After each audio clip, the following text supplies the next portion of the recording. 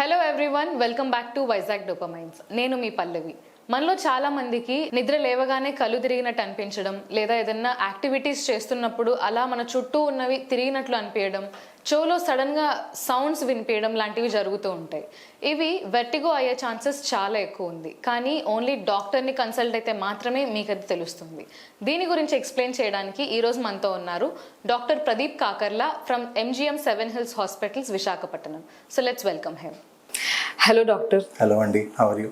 I'm good, doctor. Thank you so much. How are you, doctor? Yeah, fine.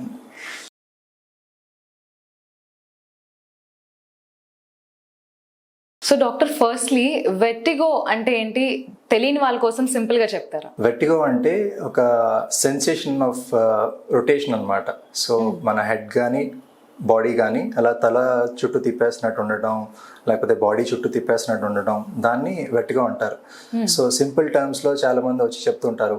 Patients చాలామంది హాస్పిటల్కి వచ్చేవాళ్ళు, OP patients కానీ, out patients కానీ, లేకపోతే ఇన్ పేషెంట్స్ కానీ, వాళ్ళు కామన్గా చూసే సిమ్టమ్ డిజీనెస్ అనమాట. అంటే ఒక అవుట్ పేషెంట్స్లో డైలీ ఒకళ్ళు ఇద్దరు యూజువల్గా ఇలాగ కళ్ళు తిరుగుతున్నాయని చెప్పడం, తల తిరుగుతున్నాయని చెప్పడం, లేకపోతే వచ్చిన వాళ్ళకి ఒక్కొక్కరు ఒక్కొక్క రకమైన సిమ్టమ్ చెప్తారు. కొంతమంది ఫ్యాన్ చుట్టూ తిప్పేసినట్టు ఉంటుంది, సీలింగ్ చుట్టూ తిరిగిపోతున్నట్టు ఉంటుందని, కొంతమంది బెడ్ చుట్టూ తిప్పేసినట్టు ఉంటుందని. సో ఇలాగా ఒకటే సిమ్టమ్ డిఫరెంట్గా వాళ్ళు ప్రజెంట్ చేసి చెప్తుంటారు. వాళ్ళకి వచ్చిన ఫీలింగ్ది ఎక్స్ప్రెస్ చేస్తారు. So it is a sensation of rotation అనమాట. సో మన బాడీ కానీ హెడ్ కానీ అలా తిరిగిపోతున్నట్టు ఉండటం, దాన్ని వెర్టిగో అంటారు. ఓకే, అంటే మెయిన్ సిమ్టమ్ కళ్ళు తిరగడము, లేకపోతే మన చుట్టూ ఉన్నవి పరిసరాలు తిరుగుతున్నట్లు ఆ సెన్సేషన్ వస్తుంది అంటారు. ఓకే, ఈ సిమ్టమ్స్ కాకుండా వెర్టిగో ఉన్న వాళ్ళకి ఇంకేదైనా సిమ్టమ్స్ ఉంటాయా? ఓకే, వెర్టిగో అంటే నేను చెప్పినట్టు రొటేషన్, చుట్టూ భూమి అంతా తిరిగిపోతున్నట్టు ఉండటం, లేకపోతే మనం తిరిగిపోతున్నట్టు ఉండటం, అలాంటి సిమ్టమ్స్ ఉంటాయి. సో దాంతోపాటు వాళ్ళకి బ్యాలెన్సింగ్ కష్టంగా ఉంటుంది. అంటే నుంచోలేకపోవటం, నడవలేకపోవటం. సో సడన్గా ఎవరికన్నా ఇలాంటి వెర్టిగో సిమ్టమ్స్ వస్తే వాళ్ళకి ఇలాగా తల తిరుగుతున్నట్టు ఉండటం, కళ్ళు తిరుగుతున్నట్టు ఉండటంతో పాటు నడవడానికి కష్టం అవుతుంది. కొంతమంది పడిపోతున్నట్టు ఉంటారు, ఒక సైడ్కి వాలిపోతూ ఉంటారు. సో ఈ సిమ్టమ్స్ బ్యాలెన్సింగ్ సిమ్టమ్స్ అంటారు. ఈ బ్యాలెన్సింగ్ సిస్టమ్, బాడీలో బ్యాలెన్సింగ్ సిస్టంలో ఎక్కడన్నా డిస్టర్బెన్స్ ఉంటే దానివల్ల ఇలాగా వెర్టిగో సిమ్టమ్స్ వస్తాయి అన్నమాట. సో బ్యాలెన్సింగ్ ఒకటి కాకుండా, తిరుగుతున్నట్టు ఉండడం కాకుండా, వాళ్ళకి కొంతమందికి ఇయర్ ఫుల్గా అనిపించడం, అంటే ఇయర్ బ్లాక్ అయిపోయినట్టు అనిపించడం, ఇయర్లో రీసౌండ్ వస్తున్నట్టు, టినిటస్ లాంటి కొంతమందికి నోటీస్ చేస్తుంటారు. సో కొంతమందికి ఐ రిలేటెడ్ సిమ్టమ్స్ కూడా ఉంటాయి. అంటే వాళ్ళకి డబల్గా కనిపిస్తూ ఉంటాం, లేకపోతే ఆబ్జెక్ట్స్ ఇలా షేక్ అవుతున్నట్టు అనిపిస్తాం. సో ఫర్ ఎగ్జాంపుల్ మనం చెప్పాలంటే ఏదో టైంలో మనం కూడా వెర్టిగో ఎక్స్పీరియన్స్ చేస్తాం.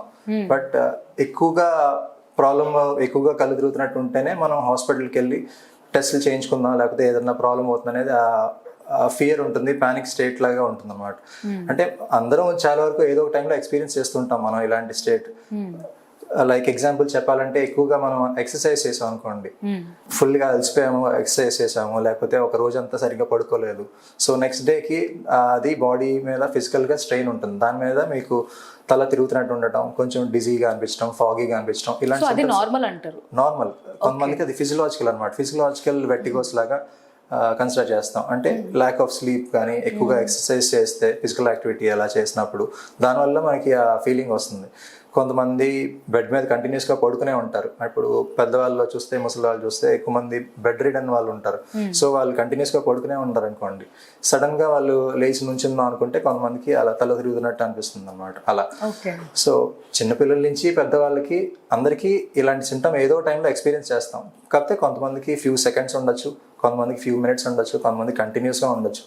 సో కంటిన్యూస్గా ఉన్న వాళ్ళు ఆబ్వియస్గా హాస్పిటల్కి అప్రోచ్ అయ్యి ఒకసారి డాక్టర్ని కలుస్తారు. బేసిక్గా వర్టిగో అనేది దేని వల్ల వస్తుంది? అంటే పుట్టుకతో నుంచి వచ్చే ఛాన్సెస్ కూడా ఉన్నాయా వర్టిగో అనేది? పుట్టుకతో అని కాదు, అంటే ఒక 1 year గడిచిన తర్వాత చిన్నపిల్లల్లో అయినా కొంతమందిలో సరిగ్గా నడవలేకపోతూ ఉంటారు. కొంత నడుస్తున్నప్పుడు పడిపోతుండటం కానీ, బ్యాలెన్సింగ్ ఇష్యూస్ అలాంటివి ఉంటాయి. సో కామన్గా కొంతమందికి చిన్నపిల్లల్లో కూడా బ్రెయిన్ ట్యూమర్స్ అనేవి వింటూనే ఉంటాం. అండ్ కొంతమందికి స్పైనల్ కార్డ్లో కూడా ట్యూమర్స్ లాంటివి ఉంటాయి. సో అలాంటి స్పైనల్ కార్డ్ ట్యూమర్స్ కానీ, బ్రెయిన్ ట్యూమర్స్ కానీ, లేకపోతే ఏమన్నా సర్వైకల్ జంక్షన్ దగ్గర, ఇక్కడ బ్రెయిన్కి నెక్ దగ్గర ఉన్న జంక్షన్ దగ్గర ఏమన్నా అనామలీస్ లాంటివి ఉంటాయి. సో ఇలాంటి కండిషన్స్ ఉన్న వాళ్ళకి చిన్నపిల్లల్లోనే తెలుస్తుంది. అది చిన్నపిల్లల్లో నడవడం కష్టంగా ఉంటుంది. సో అది కూడా ఒక టైప్ ఆఫ్ వెర్టిగో. వాళ్ళు చెప్పుకోలేరు, కాకపోతే వాళ్ళు అలా నడవలేకపోతున్నారని లేకపోతే నడిచి పడిపోతున్నారని చెప్పి ఐడెంటిఫై చేసి వాళ్ళు డాక్టర్ దగ్గర తీసుకొస్తారు. సో అది కూడా ఒక type of vertigo, but causes డిఫరెంట్గా ఉంటాయి. చిన్నపిల్లల్లో యూజువల్గా బ్రెయిన్ ట్యూమర్స్ కానీ స్పైనల్ అనామలీస్ కానీ అలాంటివి చూస్తుంటాం. సో సర్జికల్ కాజెస్ ఎక్కువ ఉంటాయి చిన్నపిల్లల్లో. ఓకే, వన్స్ ఈ వర్టిగో ఉందని మీరు డయాగ్నోస్ చేసి చెప్పాక దానికి క్యూర్ ఉంటుందా డాక్టర్? అంటే లైఫ్ లాంగ్ మెడికేషన్ యూజ్ చేస్తూ ఉండాలా, లేకపోతే తగ్గిపోయే ఛాన్సెస్ ఉన్నాయా? అంటే వెర్టిగోకి ఫస్ట్ మనం ఎలాంటి టైప్ ఆఫ్ టెస్ట్ ఏమేం చేసాము, వెర్టిగో ఎలాంటి టైప్ అంటే అది ఏమన్నా ఎపిసోడిక్గా వచ్చే వెర్టిగోనా లేకపోతే క్రానిక్గా ఉండే ప్రాబ్లమా కంటిన్యూస్గా ఉండే ప్రాబ్లమా అనేది ఫస్ట్ చూడాలి. ఓకే, అంటే యూజువల్గా ఫస్ట్ హిస్టరీలోనే మనం చాలా మంది పేషెంట్స్ వాళ్ళు చెప్పే విధానం బట్టే ఇది బ్రెయిన్కి సంబంధించిన వెర్టిగోనా లేకపోతే అన్న ఇయర్కి సంబంధించిన వెర్టిగోనా టైప్స్ ఉంటాయి. సో సెంట్రల్ వెర్టిగో అంటారు, పెరిఫెరల్ వెర్టిగో అంటారు. కాజెస్ బట్టి మనం ఐడెంటిఫై చేసిన దాన్ని బట్టి మనకి ఈ వెర్టిగో అనేది పెరిఫెరల్ కాజ్ లో వచ్చిందా సెంట్రల్ కాజ్ లో వచ్చిందా అంటే ఏ టైప్ ఆఫ్ ప్రాబ్లం వచ్చిందనే దాన్ని బట్టి మనకి ట్రీట్మెంట్స్ ఉంటాయి అన్నమాట. ఈ టాబ్లెట్స్ అన్ని కూడా షార్ట్ కోర్స్ లాగా కొంతమందికి ఇవ్వచ్చు, రిపీటెడ్ గా వస్తున్న వాళ్ళకి ఎక్కువగా క్రానిక్ ప్రాబ్లం లాగా ఉన్న వాళ్ళకి ఎక్కువ కాలం అంటే వీక్స్ కానీ మంత్స్ కానీ కూడా ఇస్తుంటాం. ఓకే, అంటే పర్సన్ టు పర్సన్ డిపెండ్ అవుతుంది అది. అవును. ఓకే, అండ్ కాజ్ బట్టి కూడా మారుతూ ఉంటుంది. ఓకే డాక్టర్, ఇప్పుడు ఈ వర్టిగో ఉన్న వాళ్ళకి డే టు డే లైఫ్ వాళ్ళ యాక్టివిటీస్లో అంటే డిస్టర్బెన్సెస్ లాంటివి ఏమన్నా వస్తాయా దీనివల్ల? డే టు డే యాక్టివిటీస్లో అంటే మనం ఎక్కువగా ఇప్పుడు కామన్గా సిస్టమ్ వర్క్ సాఫ్ట్వేర్ ఎంప్లాయీస్ అలాంటి వాళ్ళు ఎక్కువగా ఒకే చోట కూర్చుని అలా వర్క్ చేస్తూ ఉంటారు. సో దట్ వాళ్ళు ఫోకస్ చేసి హెడ్ కానీ నెక్ కానీ ఎక్కువగా మూవ్ చేయకుండా ఒకటే పొజిషన్లో అలాగ ఉండి స్క్రీన్ ఎక్కువసేపు చూస్తూ ఉంటారు అనమాట. సో అలాగ ఉన్న వాళ్ళకి కూడా మూమెంట్స్ ఎక్కువగా చేయని వాళ్ళకి కూడా సడన్ గా ఎక్కువసేపు అలాగా ఫోకస్ చేసి అలా ఉండి ఒకేసారి మళ్ళీ నుంచున్నప్పుడు నడుస్తున్నప్పుడు వాళ్ళకి ఇలాంటి సిమ్టమ్స్ అనేవి కామన్ గా రావచ్చు అనమాట. సో యూజువల్గా వెర్టిగో పేషెంట్స్ కూడా మేము చెప్పేది సడన్ గా నెక్ మూమెంట్స్ చేయొద్దని చెప్తాం. అందుకే సడన్ నెక్ మూమెంట్స్ చేసినా సడన్ గా కొంచెం ఫాస్ట్గా వాక్ చేద్దాం అనుకున్నా పడుకుని లేచినప్పుడు కూడా ఇమీడియట్గా లేచినప్పుడు కొన్నిసార్లు సిమ్టమ్స్ అగ్రివేట్ అవుతూ ఉంటాయి. సో అలాంటి సడన్ మూమెంట్స్ ఎక్కువగా చేయొద్దని చెప్తాం అందుకే. ఓకే డాక్టర్, మీరు ఇందాక జిమ్ చేసే వాళ్ళు అంటే అప్పుడప్పుడు ఇలాంటివి ఫేస్ చేస్తారని చెప్పారు. వీటి వల్ల సడన్ స్ట్రోక్ వచ్చే అవకాశాలు ఉన్నాయా? కామన్గా మేము ఇలాగా వెర్టిగో పేషెంట్స్తో స్ట్రోక్ వచ్చే పాసిబిలిటీస్ చూస్తూ ఉంటాం. రిపీటెడ్గా ఇలా కళ్ళు తిరగడం కానీ దాంతోపాటు ఏమైనా విజువల్ ప్రాబ్లమ్స్ రావటం కానీ మళ్ళీ ఆ టైంలోనే చెమటలు పట్టడం స్వెట్టింగ్ ఎపిసోడ్స్ లాగా రావటం ఇలాంటివన్నీ కొన్నిసార్లు బ్రెయిన్కి వెళ్ళే వెజల్స్ సర్క్యులేషన్ సరిగ్గా లేకపోతే నెక్ దగ్గర మనకి కెరోటిడ్ వెజల్స్ కూడా ఏమన్నా నెక్లో ఏమన్నా బ్లాక్స్ లాగా ఉంటే కామన్గా అవి కూడా స్ట్రోక్స్ వచ్చే ఛాన్సెస్ ఉండొచ్చు అనమాట. ఆ కాజెస్ కూడా మనం పరిగణించాలి ఎప్పుడు. సో ఏమన్నా హార్ట్ రిలేటెడ్ ఇష్యూస్ కానీ ఇక్కడ కెరోటిడ్ వెజల్స్లో ఏమన్నా ప్రాబ్లమ్స్ కానీ లేకపోతే బ్రెయిన్లో పోజిటివ్ సర్క్యులేషన్కి వెళ్ళే వెజల్స్ కానీ బెసిలర్ ఆర్టరీ కానీ వెర్టిబ్రల్ ఆర్టరీ కానీ ఇలాంటివి ఏమన్నా బ్లాక్స్ ఉంటాయి కనుక కొన్నిసార్లు స్ట్రోక్స్ వచ్చే అవకాశం ఉండొచ్చు. సో వాళ్ళకి కూడా ఇనిషియల్ సిమ్టమ్స్ ఇలా అప్పుడప్పుడు ఇలా కళ్ళు తిరుగుతూ ఉండటం మళ్ళీ నార్మల్ అయిపోవటం ఫ్యూ సెకండ్స్ ఉంటుంది కొంతమందికి, కొన్నిసార్లు ఫ్యూ మినిట్స్ కూడా ఉంటుంది. ఎక్కువసేపు అవర్స్ టుగెదర్ ఉన్న వాళ్ళు డెఫినెట్గా వెంటనే హాస్పిటల్కి అప్రోచ్ అవుతారు. వాళ్ళకి డీటెయిల్గా ఎగ్జామిన్ చేసి ఫస్ట్ హిస్టరీ కరెక్ట్గా తీసుకుని క్లినికల్గా ఎగ్జామిన్ చేసి వాళ్ళకి పెరిఫెరల్ వెర్టిగో ఉందా సెంట్రల్ వెర్టిగో ఉందా అనేది చూసుకుని సెంట్రల్ వెర్టిగో లాగా బ్రెయిన్ సంబంధించిన ప్రాబ్లం అనిపిస్తే ఈ టెస్ట్లన్నీ కూడా చేస్తాం. హార్ట్ రిలేటెడ్ కానీ నెక్ రిలేటెడ్ కానీ బ్రెయిన్ రిలేటెడ్ కానీ. డాక్టర్, అంటే మీ ఎక్స్పీరియన్స్లో మీ పేషెంట్స్లో ఇలా వెర్టిగో ఉన్న వాళ్ళు స్ట్రోక్ వచ్చి చనిపోయిన కేసెస్ ఏమైనా చూసారా మీరు? చాలా మంది చూస్తూ ఉంటామండి. కామన్గానే స్ట్రోక్లో కొన్ని డేంజరస్ స్ట్రోక్స్ లాంటివి ఉంటాయి. అంటే బెసిలర్ ఆర్టరీ స్టీనోసిస్ అని అంటారు.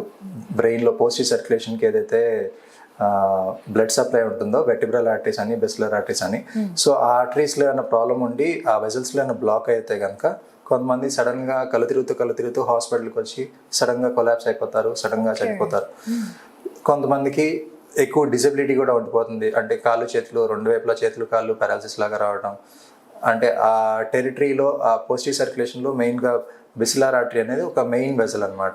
సో ఆ వెజల్లో ఏమన్నా స్ట్రోక్ లాగా వచ్చి వెజల్ బ్లాక్ అయితే కనుక కొంతమందికి సీరియస్గా ఫ్యాటల్గా ఉంటుంది వాళ్ళ లైఫ్ కూడా.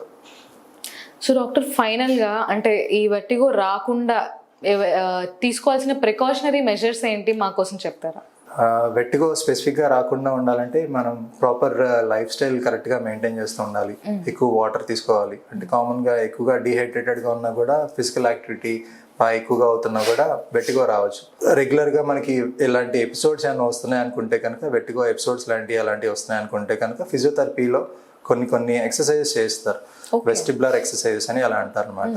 సో వాళ్ళకి డైలీ ట్రైనింగ్ లాగా మార్నింగ్ అండ్ ఈవినింగ్ ఒక హాఫ్ అన్ అవర్ 1 అవర్ అలాగా టైం స్పెండ్ చేసి కొన్ని ఐ రిలేటెడ్ ఎక్సర్సైజెస్ కానీ, బెడ్ దగ్గర నుంచి పైకి లెగవటం ఎలాగా అండ్ ఐకి సంబంధించినవి కొన్ని ఎక్సర్సైజెస్ లాంటివి చెప్తారనమాట.